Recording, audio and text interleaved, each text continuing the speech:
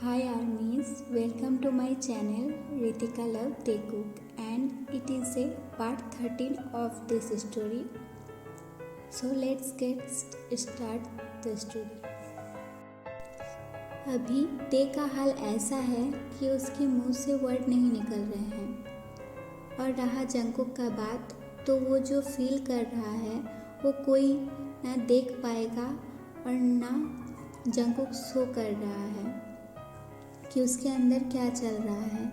और ते अभी सोच रही है कि क्या जंकुक फिर से मुझसे दूर हो जाएगा। नहीं, अभी मैं अगर जिंदा हूँ तो बस जंकुक के लिए। मैं ऐसे ही हार नहीं मान सकती, मुझे कुछ तो करना होगा, क्योंकि मैं मेरे जंकुक को इतने पास से फिर से खो नहीं सकती। जब मैं ये सब सोच ही रही थी तभी मेरा नज़र गया जंकुक के ऊपर, जो कि बहुत ज़्यादा उदास और हताश लग रहा है और वो कुछ तो सोच रहा है। ये सब क्या हो रहा है? और जंकुक, तुम कैसे मुझसे अकेले छोड़कर जा सकते हो? तुम्हें बुरा नहीं लगेगा? और क्या चल रहा है तुम्हारे दिमाग में? हाँ, ये सब सोचते सोचते ते अपने आंसू भरे आंखों से बस जंकुक को ही देखे जा रही है। और ये चीज़ सबके आंखों में नहीं आई, पर एक इंसान जो कि पहले से ही ते और जंकुक को देखे जा रही है और सब समझ रही है कि किस तरह से ये दोनों तड़प रहे हैं एक दूसरे के प्यार के लिए। पर क्या ही किया जा सकता है, दोनों में से कोई भी समझ नहीं पा रहा है कि ये सब कुछ हल बस बात करने से ही निकलेगा, ना कि दूर जाने से। और ये और कोई नहीं जिमिन है, पर जिमिन के अलावा भी कोई और एक इंसान है जो तेकुक को देख रहे हैं और ये भी समझ रहे हैं कि क्या हो रहा है यहाँ। सब कोई अपना ख्यालों में डूबे हैं। तभी जंकुक बोला, अच्छा ठीक है, मैं ऊपर जा रहा हूँ और मेरा ब्रेकफास्ट भी हो गया है। फिर जंकुक के जाने के बाद एक एक करके सब अपने अपने रूम में चले गए और ते अभी भी टेबल में बैठकर सोच रही है कि क्या हो रहा है उसके लाइफ में। फिर और क्या, ते अब बिना खाए ऊपर अपने रूम में चली गई और डोर लॉक करके चुपचाप फ्लोर में बैठ गई, क्योंकि अभी ते को घुटन हो रही है। फिर ते बोली, अगर ऐसे ही चले जाना था तो फिर क्यों आए लौट के? मैं तो दूर हो गई थी ना तुमसे जीवन जंकुक। ये बोलकर ते साइलेंटली क्राई करने लगी। फिर आफ्टरनून के टाइम ते लंच के लिए नीचे नहीं गई तो मिसेस जिन ते के लिए फूड ऊपर उसके रूम में लेकर आई। फिर डोर में नॉक की तो ते, जो कि अभी भी रो रही थी, वो मिसेस जिन का आवाज़ सुनकर तुरंत वॉशरूम में गई और अपना फेस क्लीन करके अपने आप को नॉर्मल करके डोर ओपन की।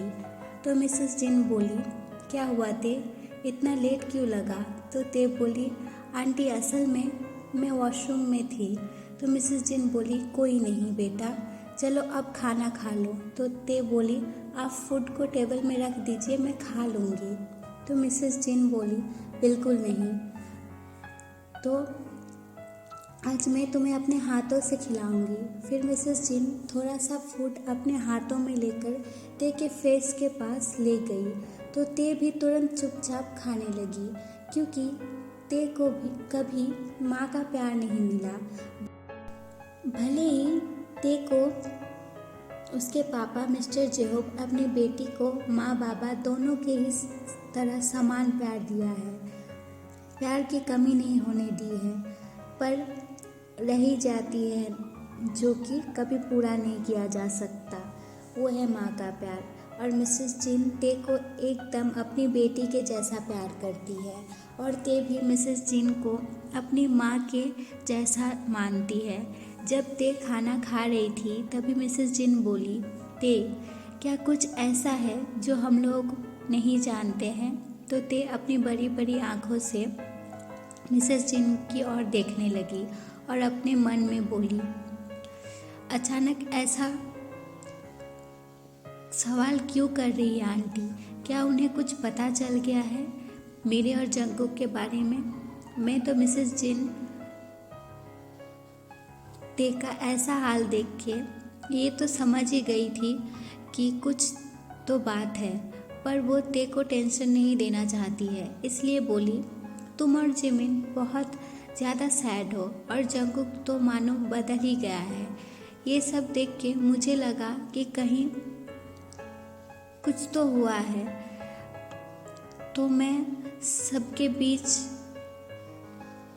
जाके ये जानना चाहती थी और इसके लिए मैं तुम्हारे पास आई, क्योंकि बाकी दोनों से पूछ के कोई फ़ायदा नहीं है और तुम ही मुझे शांत लगती हो, वरना उन दोनों के सर में तो हमेशा गुस्सा चढ़ा ही रहता है। ये सुनकर ते को थोड़ा रिलैक्स फील हुआ और ते बोली, थैंक गॉड कि आप इसके लिए पूछ रही थी, मैं तो डर ही गई थी। तो मिसेस जिन बोली, क्या बोली ते? तो ते थोड़ा घबराकर बोली, कुछ नहीं आंटी, और बस यही रिएक्शन सब काफ़ी था मिसेस जिन के लिए कि कुछ तो हुआ है। फिर मिसेस जिन ते को खिलाकर रूम से चली गई। फिर ते बेड में लेटकर सोचने लगी कि आगे क्या करेगी वो।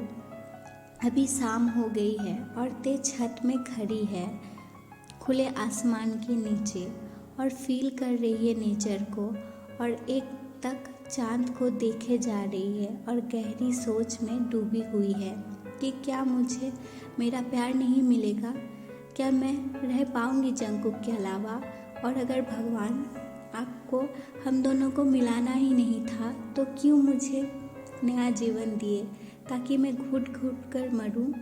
क्या गलती है मेरी जो आप मुझे इतनी सज़ा दे रही हो। जब ते ये सब सोच ही रही थी तभी जंगकुक आया छत में और चुपचाप ते के पास खड़ा हो गया और बोला, ते। तो ते अपना नाम सुनकर साइड की ओर देखी तो वो शॉक हो गई कि जंगकुक उसके पास खड़ा है, वो भी अपने मन से आया है। तभी जंगकुक साइलेंट तोड़कर बोला, ये लो तुम्हारी डायरी, और हाँ, जैसा कि तुमने कहा था कि अगर तुम ठीक रही तो मैं इसे नहीं खोलूं, तो मैं इस डायरी को ओपन नहीं किया था। और हाँ, मैंने जेहोब अंकल को तुम्हारे सारे मेडिसिन के बारे में बता दिया हूँ। प्लीज़ तुम अपना अच्छे से ख्याल रखना। ये बोलने के बाद जंगकुक शांत हो गया और बोला, ते। वो भी बहुत डीप आवाज़ में। फिर बोला, क्या तुम्हें कुछ बोलना है? तो ते, जो कि एक फ्रोज़न डॉल की तरह खड़ी थी, उसे बोलना तो बहुत कुछ था, पर वो कुछ बोल नहीं पा रही है और ना ही कुछ कर पा रही है। असल में ते अभी बहुत ज़्यादा होपलेस फील कर रही है और वो बिल्कुल भी कुछ नहीं बोल पा रही है, क्योंकि जब हम लोगों के पास बहुत कुछ बोलना होता है तब हम लोग कुछ भी नहीं बोल पाते हैं, क्योंकि कुछ समझ ही नहीं आता कि क्या करे और क्या बोले। ठीक उसी तरह ते के साथ हो रहा है। वो बोलना तो बहुत कुछ चाह रही है पर कुछ बोल नहीं पा रही है और ते को साइलेंटली खड़े देखकर जंगकुक डीप ब्रीथ लिया और बोला, ठीक है तब लो ये डायरी, मैं जाता हूँ, मुझे पैकिंग करनी है। जंगकुक डायरी ते के हाथ में देकर चला गया और ते बस जंगकुक को अपने आंसू भरे आंखों से देख रही है, क्योंकि ते अभी एक ऐसे सिचुएशन में है जहां वो कुछ भी नहीं कर सकती। जब ते ये सब सोच ही रही थी तभी जंगकुक दूर से बोला, ते, और एक बात, मैं तुमसे दूर नहीं जा रहा, तुम्हें टाइम देकर जा रहा हूँ। तुमको जितना टाइम चाहिए उतना टाइम लो, पर प्लीज़ इतना देर मत कर देना कि फिर और कुछ नहीं बोल सकूं।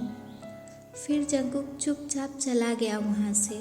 और ये सुनने के बाद ते को सब कुछ समझ आ गया कि जंगकुक को सब पता है और वो ये चाहता है कि मैं खुद सब एक्सेप्ट करूं कि और उससे बात करूं। और मुझे ये बात समझ तक नहीं आया, पर अब जब मुझे पता चल गया तो मैं कैसे मेरे जंगकुक को अपने से दूर जाने दे सकती हूँ। ये सब कुछ बोल कर ते कुछ सोची और फिर चली गई अपने रूम में। और दूसरे साइड जंगकुक रूम में आकर बेड में बैठ गया और बोला, ते तुम बहुत छोटी हो, प्लीज़ अपने नादानी के कारण मेरा और अपना दिल मत तोड़ना। ये बोलकर जंगकुक अपना सामान पैक करने लगा और सोचने लगा कि कल कैसे छोड़कर जाएंगे ते को। वो तो बस मेरी और अपनी गहरी और बड़ी बड़ी आँखों से देखती रहती है, पर उन आँखों से मुझे ये अच्छे से पता चलता है कि वो मुझसे कितना ज़्यादा प्यार करती है। पर मैं क्या करूं, मेरा भी तो मन करता है कि तुमको जाकर अपने पास ले आऊं और सब कुछ ठीक कर दूं, पर मुझे ये तो सुनना ही है तुम्हारे मुंह से कि तुम मुझसे प्यार करती हो।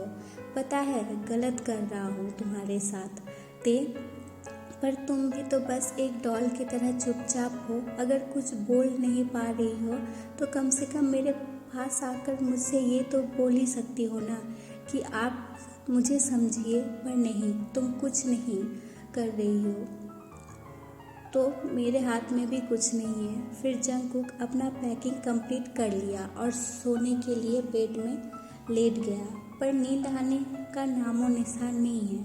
और दूसरे साइड मिसेस जिन, जो कि जिमिन के रूम में है और जिमिन के तरफ बहुत आशा से देख रही है। तो जिमिन बोली, क्या हुआ मॉम, आप इतने रात को मेरे रूम में, क्या कुछ हुआ है क्या? तो मिसेस जिन बोली, जिमिना देखो, मैं एक माँ हूँ तो मुझे सब पता चल जाता है कि मेरे बच्चे के मन में क्या चल रहा है। तो तुम अभी मुझे सब कुछ क्लियर करके बोलेगी कि चल क्या रहा है यहाँ। अब जिमिन को डर लगने लगा क्योंकि जिमिन को ये समझ आ गया कि मिसेस जिन उसे किस बारे में पूछ रही है और अभी इतना प्रॉब्लम चल रहा है सबके बीच, क्या सच बताना सही होगा? तो मिसेस जिन बोली, जिमिन मैं तुमसे कुछ पूछ रही हूँ, सुन रही हो ना तुम? तो जिमिन बोली, क्या जानना चाहते हो आप? तो मिसेस जिन बोली, क्या तेकुक एक दूसरे से प्यार करते हैं? तो जिमिन एक डीप ब्रीथ ली और मिसेस जिन को फर्स्ट से लेकर अभी तक जो कुछ भी हुआ वो सब बोली। ये सब सुनकर मिसेस जिन के आइज़ के कॉर्नर से आंसू निकलने लगे कि कैसी माँ है वो, उसके बच्चे इतने तकलीफ़ में हैं और उसे कुछ पता ही नहीं चला। फिर ये सब सोचने के बाद मिसेस जिन अपने आप को कंट्रोल करके बोली, और तुम जिमिना, ये सब कुछ हो रहा है और कुछ नहीं बताई मुझे? तो जिमिन बोली, हाँ नहीं बताई, क्योंकि ना कोई मुझसे कोई बात शेयर करता है और ना कोई मुझे समझता है। ये सुनकर मिसेस जिन को समझ आ गया कि इन सब में जिमिन की कोई गलती नहीं है। अब तेकुक किसी को कुछ नहीं बताएंगे तो कोई कैसे जान पाएगा। फिर मिसेस जिन जिमिन के साथ बैठकर और बहुत सारी बात की और कुछ प्लान भी की जो कि हम लोगों को बाद में पता चलेगा। और दूसरे साइड तेकुक, जो कि अभी तक जगे हुए हैं, दोनों में से किसी को भी नींद नहीं आ रही है। क्या प्यार करना इतना बुरी बात है? और अगर प्यार करना बुरा बात है नहीं है तो क्यों प्यार करने वालों को इतना दुख और दर्द मिलता है? क्यों प्यार से इतना तकलीफ़ है? ये सब के कारण कितने सारे इंसान दुखी है और तेकुक तो बहुत ज़्यादा तकलीफ़ में है। असल में सच्चे प्यार करने वालों को बहुत सारी प्रॉब्लम का फेस करना पड़ता है और ये शायद सच है, वरना अभी जिस तरह ते और जंगकुक एक दूसरे के पास होके भी इतने दर्द में हैं, क्या यही सही हो रहा है? क्यों हमेशा प्यार करने वालों को अलग कर दिया जाता है, क्यों? आगे की स्टोरी हम लोग देखेंगे नेक्स्ट पार्ट में। आज के लिए इतना ही आर्मीज। तो आप लोग को ये स्टोरी कैसी लग रही है ज़रूर बताइएगा, और ये पार्ट अगर आप लोग को अच्छा लगा है तो please like, share and subscribe कीजिएगा, और कमेंट तो प्लीज़ करना मत भूलिएगा, क्योंकि आप लोग का कमेंट पढ़ना मुझे बहुत अच्छा लगता है। जो लोग कमेंट करते हैं वो लोगों को तो मैं बहुत मानती हूँ, और जो नहीं करते हैं वो प्लीज़ कीजिएगा। कमेंट पढ़ने में बहुत अच्छा लगता है। और अगर आवाज़ के लिए ख़राब लगा होगा तो सॉरी, मुझे थोड़ा ठंडा लगा हुआ है इसलिए आवाज़ ख़राब आ रही होगी, और बैकग्राउंड नॉइज़ के लिए भी sorry. Okay army, bye bye, take care yourself.